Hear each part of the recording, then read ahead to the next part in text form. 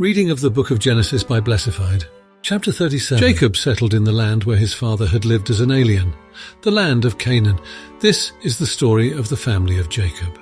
Joseph, being 17 years old, was shepherding the flock with his brothers. He was a helper to the sons of Bilhah and Zilpah, his father's wives, and Joseph brought a bad report of them to their father. Now Israel loved Joseph more than any other of his children, because he was the son of his old age, and he had made him a long robe with sleeves. But when his brothers saw that their father loved him more than all his brothers, they hated him and could not speak peaceably to him. Once Joseph had a dream, and when he told it to his brothers, they hated him even more. He said to them, "Listen to this dream that I dreamed. There we were, binding sheaves in the field. Suddenly my sheaf rose and stood upright. Then your sheaves gathered around it and bowed down to my sheaf." His brothers said to him, "Are you indeed to reign over us? Are you indeed to have dominion over us?" So they hated him even more because of his dreams and his words.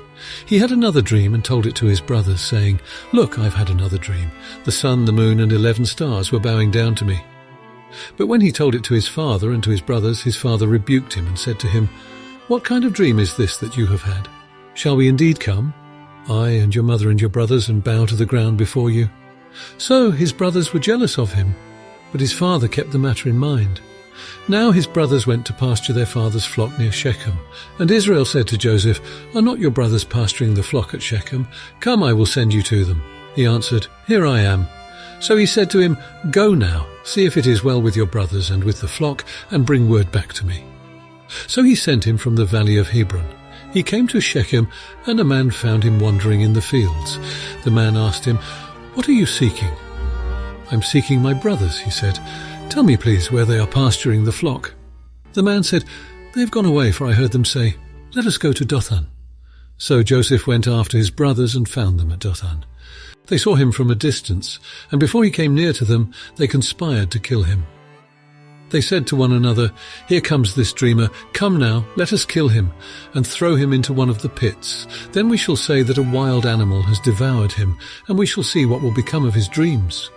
But when Reuben heard it, he delivered him out of their hands, saying, "Let us not take his life." Reuben said to them, "Shed no blood. Throw him into this pit here in the wilderness, but lay no hand on him, that he might rescue him out of their hand and restore him to his father." So when Joseph came to his brothers, they stripped him of his robe, the long robe with sleeves that he wore, and they took him and threw him into a pit.